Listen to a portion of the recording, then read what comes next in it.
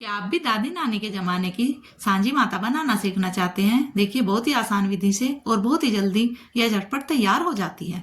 तो आजकल सब रेडीमेड लेकर आते हैं मार्केट से और उसमें उन्हें कुछ भी नहीं करना होता है। लेकिन पुराने जमाने में हमारी दादी नानियाँ अपने आप ही ऐसे देवी का प्रारूप बनाती थी। तो आप भी बना सकते हैं। इसे बनाने से बहुत ही अच्छा लगता है और हम जब पूजा करते हैं अपनी बनाई प्रतिमा की तो बहुत ही संतुष्टि मिलती है।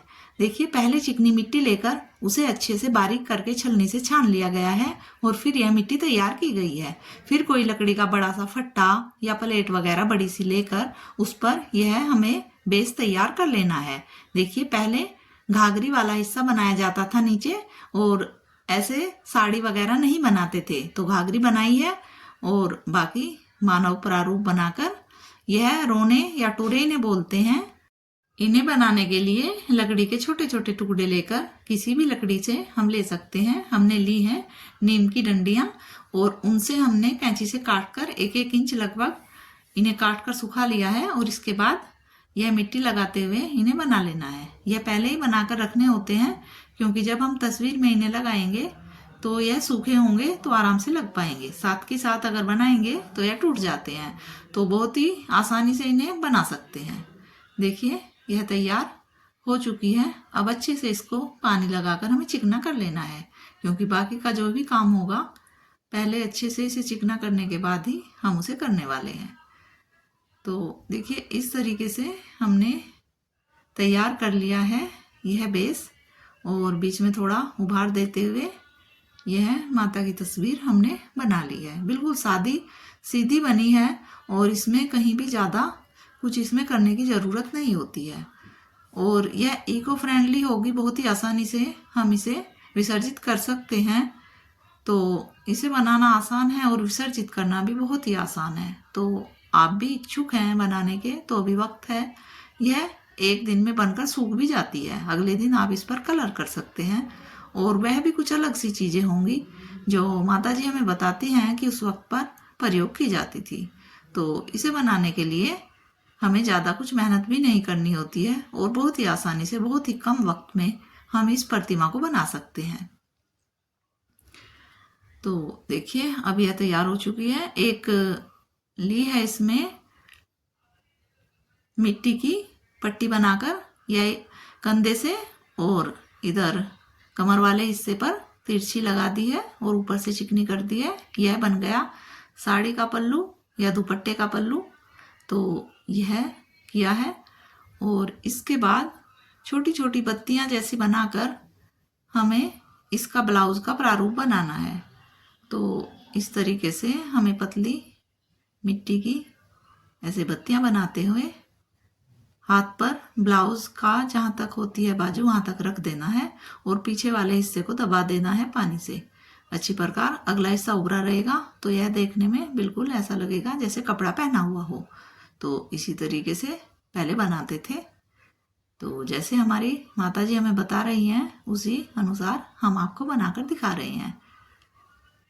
कुछ काम माता जी भी इसमें कर रही हैं, लेकिन ज़्यादा काम हम अपने आप करके आपको बताएंगे, क्योंकि माता जी इतने वक्त तक बैठकर यह नहीं बना पाती हैं। तो देखिए इस तरीके से यह बाजू वाला हिस्सा तैयार हो गया है। इसमें बन गया है ब्लाउज की बाजू। इसी तरह गले में भी बाजू वाला हिस्सा जैसे बनाया है, एक बत्ती बनाकर रखकर उसे भी बाहर की साइड से दबा देना है ताकि अंदर की साइड उभार दिखाई दे और ब्लाउज का गला हमें दिखाई दे। तो यह ऊपर वाला कपड़ा हो गया और नीचे जो है यह घाघरी वाला हिस्सा रह जाता है। इस पे कुछ डिजाइन भी बना सकते हैं और ऐसे भी इसे छोड़ सकते हैं, कलर से भी कर सकते हैं, क्योंकि इसमें बोलते हैं कि लहरमा पट्टेदार या कुछ अन्य डिजाइन, पेड़ पौधों की पत्तियां या उनकी कुछ ऐसी चीजें लाकर उससे डिजाइन बनाते थे उस वक्त, जो भी उपलब्ध नहीं है। एक पतली मोटी सी डंडी हमने इसकी बनाई है बत्ती और यह देखिए बीच वाले हिस्से पर रख दी है। यह जो घाघरी या लहंगा बोलेंगे इसका ऊपर वाला हिस्सा हो गया है। इसे पानी लगाकर अच्छे से चिकना कर देना है और इसके बाद इसे हम अच्छे से चिपका देंगे। देखिए कुछ भी चीज़ अगर हम बना कर लगा रहे हैं तो उसे पानी से समतल करके हमें अच्छे से दबा देना है, क्योंकि अच्छे से वो चिपक तभी पाएगी। और गीला कर लेना है नीचे वाला बेस भी, और फिर ऊपर से भी पानी लगा देना है। अगर हम नीचे पानी नहीं लगाएंगे तो भी ऊपर जो मिट्टी प्रयोग की है वह उतर कर सूखने के बाद नीचे गिर जाएगी। तो इस तरीके से हम इसे दोनों साइड से भी सही शेप देते हुए बना देंगे। तो देखिए बहुत जल्दी झटपट बनने वाली इको फ्रेंडली माता की तस्वीर। इसे विसर्जित करना भी बहुत ही आसान, और घुलनशील मिट्टी होती है तो बहुत ही आसानी से यह घुल जाती है। कागज से या मिट्टी से बनने वाली प्रतिमाएं विसर्जित करने में आसान होती है। आजकल नदी तालाबों के किनारे आपने देखा होगा लंबे वक्त तक जो तस्वीरें होती हैं उनके टूटे फूटे हिस्से पड़े रहते हैं। तो यह बहुत ही गलत बात है और देखने में बहुत बुरा लगता है। जिन माता देवी देवताओं की हम कई दिनों तक पूजा करते हैं वह इस तरीके से अपमानित महसूस करते हैं देखकर कि ऐसे भगवान का अनादर हो रहा है। तो हमें ऐसी ही तस्वीरें प्रतिमाएं लेनी चाहिए जो आराम से घुल जाएं।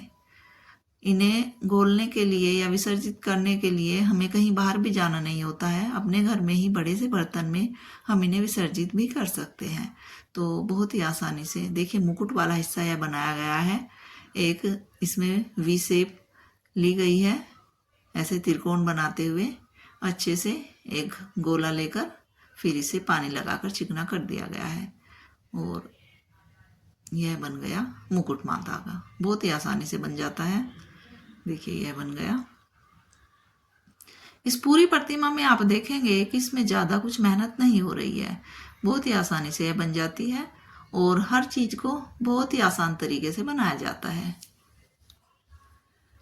माता की तस्वीर हम मार्केट से लाकर पूजा पाठ करते हैं, लाकर रख लेते हैं, बहुत ही हमें उसमें कुछ अलग सी चीज़ें नहीं लगती है।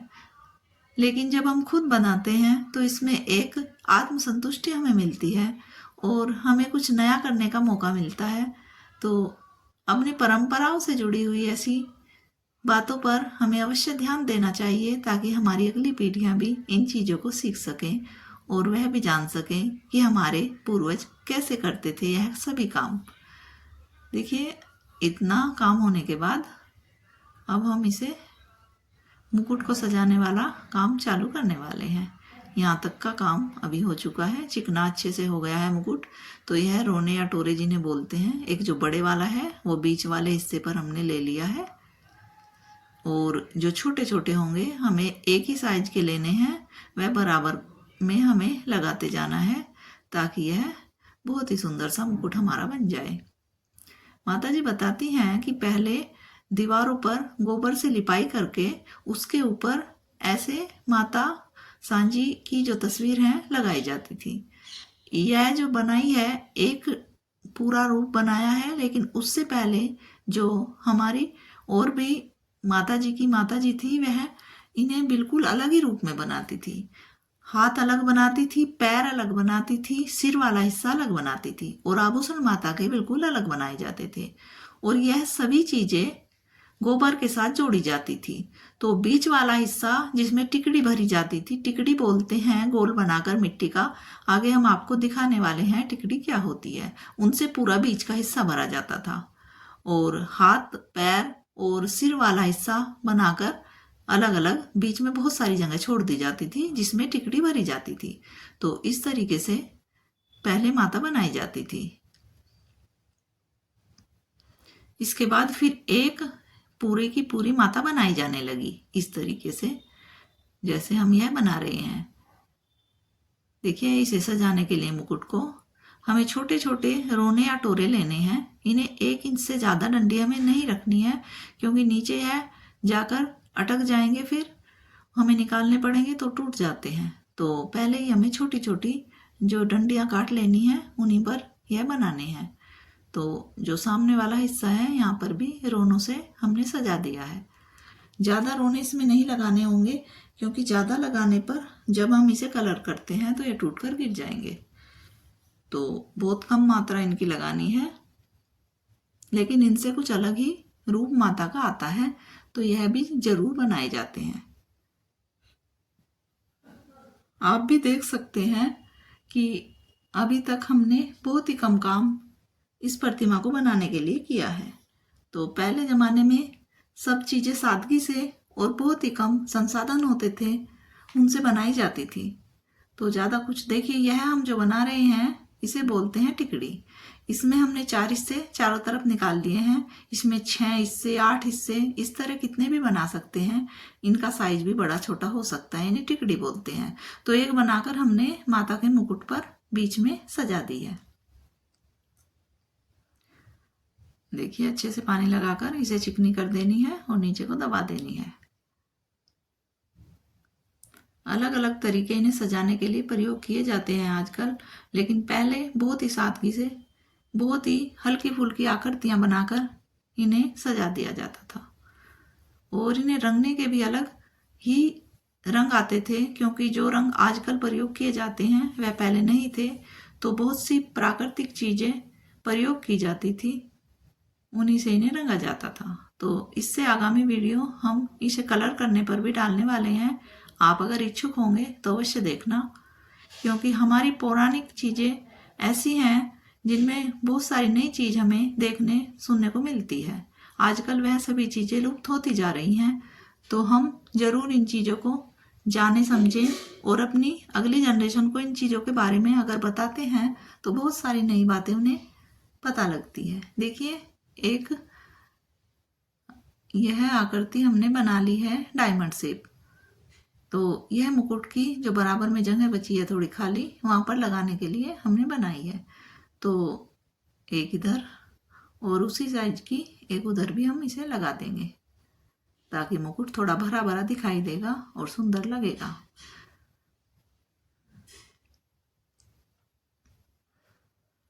तो यह प्रतिमाएं एक दिन में हम आसानी से बनाकर सूख भी जाती हैं अगली सुबह तक, क्योंकि इसमें ज़्यादा सीधा ही बना है। नीचे का जो प्रारूप है, इसका ढांचा, तो ज़्यादा मिट्टी उसमें खर्च नहीं होती। तो इसी पर जो नीचे का बेस है, इसी के साथ इसे पूजा में हमें रखना होता है। बाद में जिस दिन विसर्जित करते हैं तभी हटाते हैं। तो देखिए, इस तरीके से दूसरी तरफ भी हमने यह खाली जगह भर दी है और मिट्टी पर हमने पानी लगाते हुए इसे चिकना कर दिया है। रोने हमें इसमें लगा देने हैं 3। इन तीनों जो हमने बीच वाला बनाई थी यह टिकड़ी, और 2 बराबर में यह जो डायमंड शेप थी, इन पर भी हमें एक एक रोना लगा देना है, जिससे यह और भी आकर्षक दिखने लगेगी। तो यह बन गया माता का मुकुट। तो यह काम तो लगभग हो चुका है पूरा, यहाँ तक हो गया। वस्त्र तैयार हो गए, क्योंकि ऊपर वाला यह जो दुपट्टा लग गया, ब्लाउज का डिजाइन बन गया। नीचे यह घाघरी है, इसे घाघरी बोलते थे तब, माता जी बताती थी। तो इसे लहरमा यानी लाइनदार भी बनाते थे। इसमें पट्टेदार बोलते थे, रंग बिरंगी सी लाइनें उसमें होती थी इस तरीके से, और इस पर कुछ डिजाइन भी बना देते थे। लेकिन हम इसे सादी ही रखेंगे, क्योंकि इसमें कलर से हम कुछ डिजाइन डाल देंगे। तो उस वक्त कुछ ज़्यादा नहीं करते थे, उंगली से ही लंबी लंबी लाइन खींच देते थे कि ये लहरमा हो गई, या कोई डंडी लेकर उससे खींच देते थे। यह हम बना रहे हैं आईब्रो। तो एक ही साइज के हमें 2 मिट्टी के गोल बना लेने हैं, गोले, और फिर उन्हें लंबा करते हुए एक साइड मोटी और एक साइड पतली आईब्रो की शेप हमें दे देनी है। इस तरीके से पानी लगाते हुए उन्हें दबाकर सही से हमें चिकना कर देना है।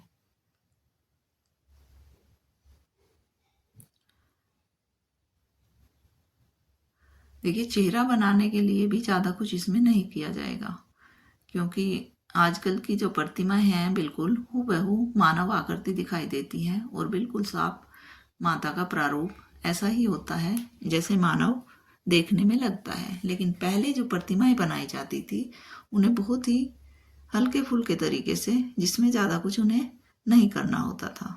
तो आईब्रो हो गई। अब हमें इसमें बना लेनी है माता की बिंदी, लगानी है आईब्रो के ऊपर। बिल्कुल एक गोल सर्कल छोटा सा बना लेना है और उसे दबाते हुए यह गोला हमें चिपका देना है। देखिए इस तरीके से यह बन गई बिंदिया। और अब हमें बनानी है माता की आंखें। इसमें हमें बराबर मिट्टी ले लेनी है, एक साथ ही 2 गोले बनाने हैं। अगर हम बाद में दूसरा बनाएंगे तो छोटे बड़े हो जाते हैं। तो इसे हमें डायमंड की शेप दे लेनी है, थोड़ा फैलाकर, और इसके बाद इसे डायमंड की शेप में हमें बना देना है। ज़्यादा दबाकर नहीं छोड़ना, पहले मोटा ही रखना है, क्योंकि वहाँ रखने के बाद भी यह फैल जाएगी। हमें ऊपर से पानी लगाकर जब इसे चिकना करना होगा। इसी तरीके से दूसरा हिस्सा भी आंख दूसरी बना लेनी है।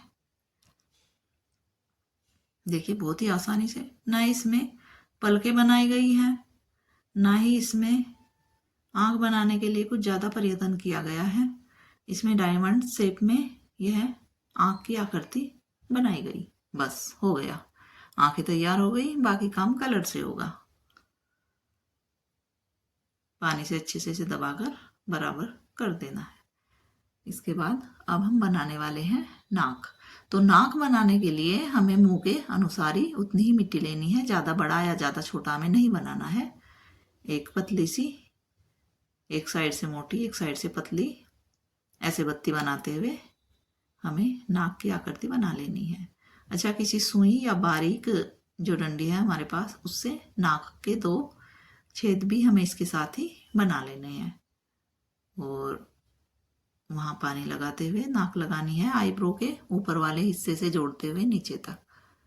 इस तरीके से सेंटर में रख लेना है बिल्कुल, और हल्का सा इसे दबाते हुए यह नाक भी तैयार हो गई।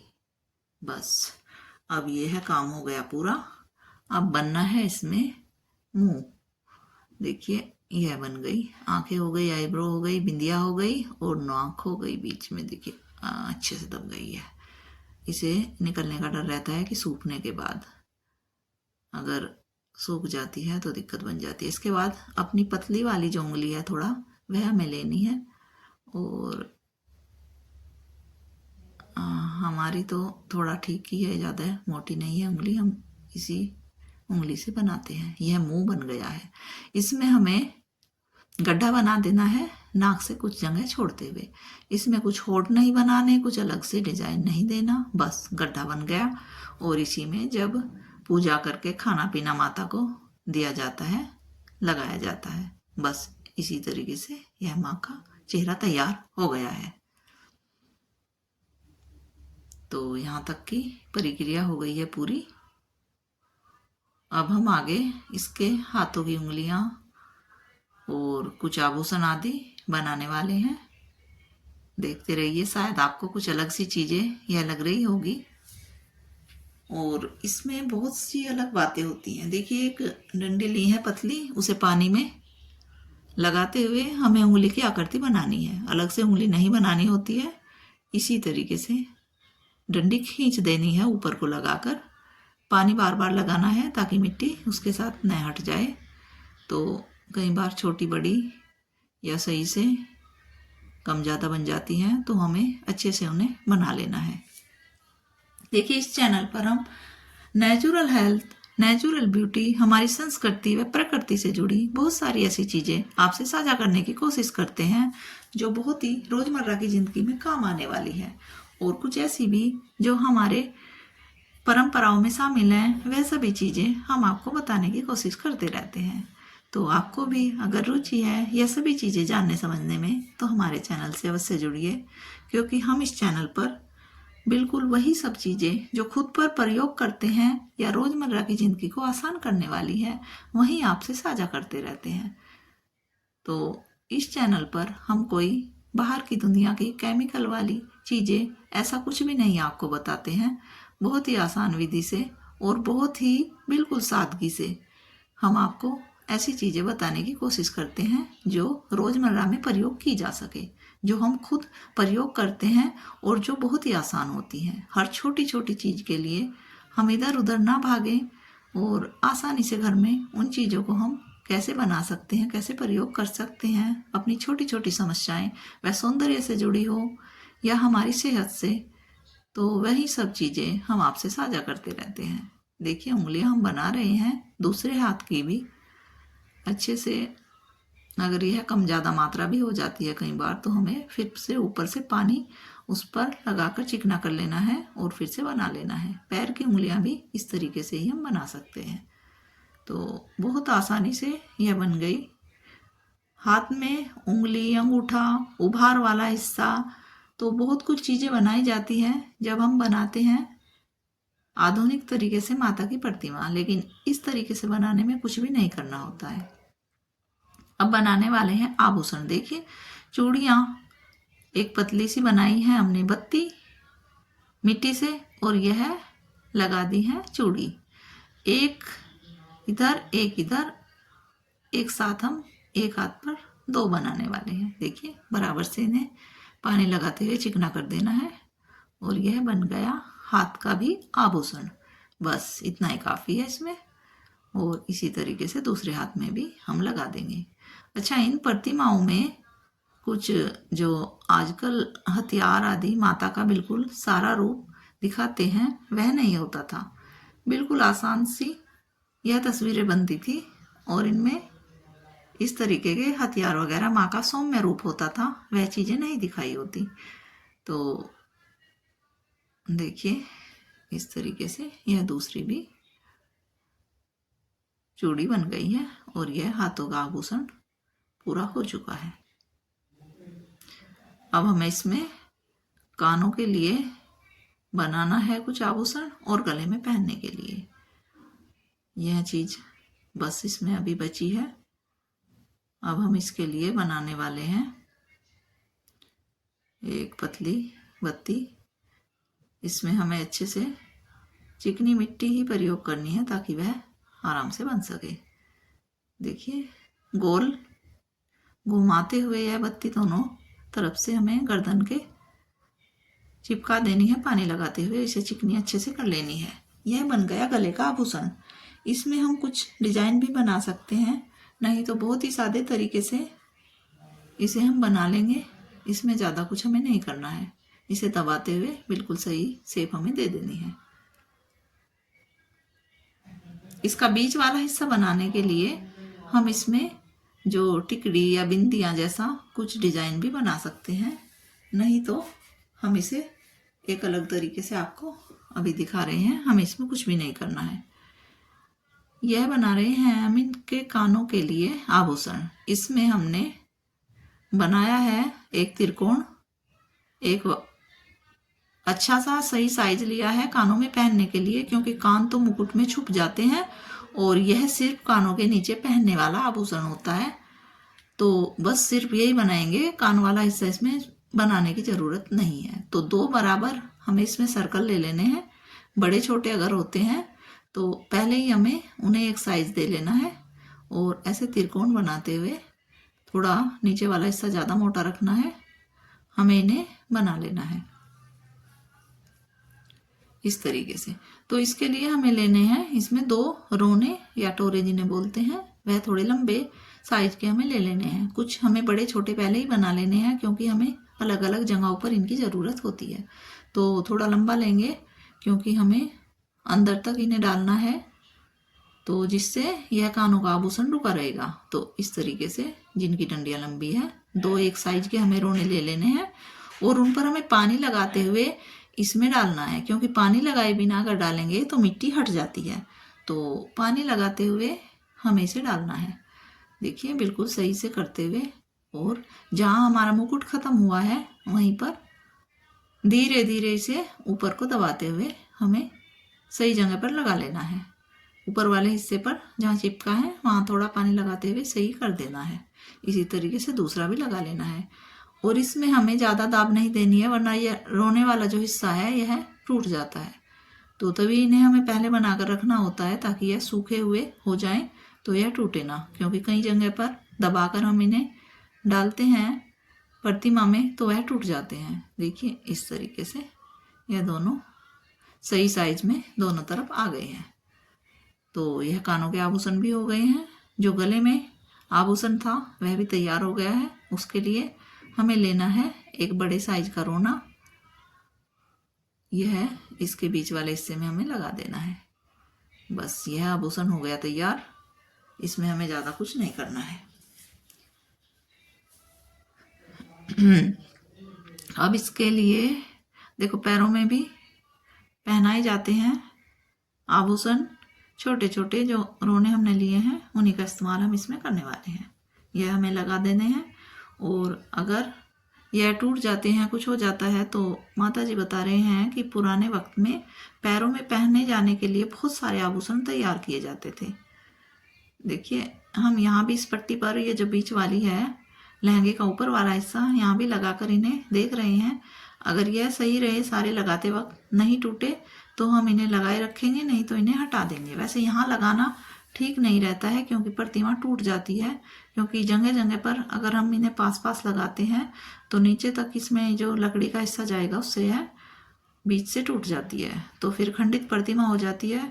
तो इस हिस्से पर हम सिर्फ लगा कर देख रहे हैं, हम बाद में इन्हें हटा देंगे, क्योंकि हमें सिर्फ आपको बताना है कि यह कैसे हम सजा सकते हैं और पहले ज़माने में कैसे इन्हें सजाते थे।